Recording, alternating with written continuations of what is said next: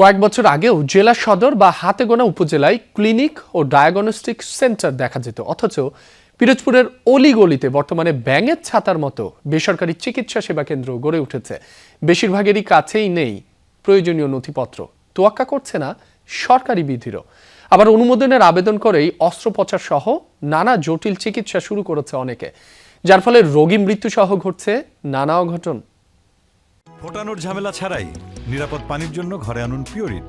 Call করুন 16627। দু একটি কক্ষ ভাড়া নিয়েই বড় সাইনবোর্ড লাগিয়ে চলছে কার্যক্রম।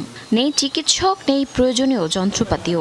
অভিজ্ঞতা ছাড়াই করা হচ্ছে অপারেশন সহ নানা জটিল চিকিৎসা। পিরোজপুরের ৭ উপজেলার অলিগলিতে ব্যাঙের ছাতার মতো গড়ে উঠেছে বেসরকারি ক্লিনিক ও ডায়াগনস্টিক সেন্টার। বেশিরভাগেরই নেই প্রয়োজনীয় কাগজপত্র, অনুমোদন না থাকার সংখ্যাটাও নেহাত কম নয়। ফলে এসব ক্লিনিকে প্রায় ঘটছে ভুল চিকিৎসা, রোগী মৃত্যুর মতো অঘটন।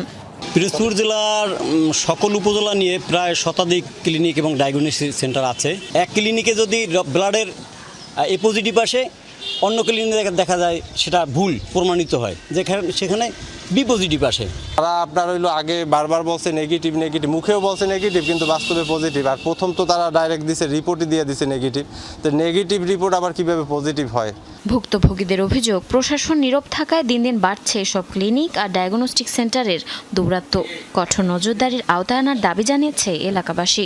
তারা অদক্ষ, নাহলে আমার প্রথম একবার নেগেটিভ দেয়, আবার পরবর্তীতে যখন বারবার জেরা করা হইতেছে, তাদেরকে জিজ্ঞাসা করা হইতেছে কিভাবে, মানে তার তো মনে হইতেছে যে তাদের টেকনিশিয়ান মানে দক্ষ না। ব্লাড নেওয়া দেখার জন্য বলিয়া ব্লাড নিছে, নিয়ে রিপোর্টটা দেয় নাই। পরের দিন মুখে বলছে যে ওটাও নেগেটিভ, ইনজেকশন নাকি বন্ধ রাখতে। তো রুগীটা আসলে এই ক্ষেত্রে তারা একটু হ্যামারিংয়ে পড়ছে। প্রয়োজনীয় কাগজপত্র না থাকার বিষয়ে জানতে চাইলে অনেকেই কথাই বলেনি, তাই এড়িয়ে গেছেন একটি ক্লিনিকের মালিক। এমন কোনো প্রতিষ্ঠান, এমন কোনো ব্যক্তি, এমন কোনো আজ যে একটা শতভাগ নির্ভুল, জানতে অজান্তে বিভিন্নভাবে না, এটা ভুল আছে। আপনারা কাজ করেন, আপনাদের ভুল আছে না? এসব নাম সর্বস্ব প্রতিষ্ঠান থেকে সম্প্রতি ধরা পড়েছে ভুয়া ডাক্তারও। অনুমোদনের আবেদন করেই ক্লিনিকের কার্যক্রম পরিচালনা করায় গুনেছে জরিমানাও। জেলায় স্বাস্থ্য সেবার মান ভালো রাখতে তৎপর স্বাস্থ্য বিভাগ, দাবি সিভিল সার্জনের। যে ভুয়া এবং যে বেসরকারি হাসপাতালগুলো রয়েছে, তারা অনেকেই সাধারণ মানুষের সাথে প্রতারণা করে থাকে। আপনারা সকলেই জানেন যে তারা সাধারণত তাদের দালাল থাকে এবং সেই দালালরা বিভিন্ন সরকারি হাসপাতালগুলোতে থাকে। আমরা প্রত্যেকটিতে অভিযান চালাচ্ছি, তাদেরকে আমরা প্রত্যেকটি কাগজ পুঙ্খানুপুঙ্খ যাচাই বাছাই করতেছি। জেলায় বর্তমানে ১৮২টি ক্লিনিক ও ডায়াগনস্টিক সেন্টার রয়েছে। এর মধ্যে অর্ধশত ক্লিনিক ও ডায়াগনস্টিক সেন্টারেরই নেই যথাযথ কাগজপত্র।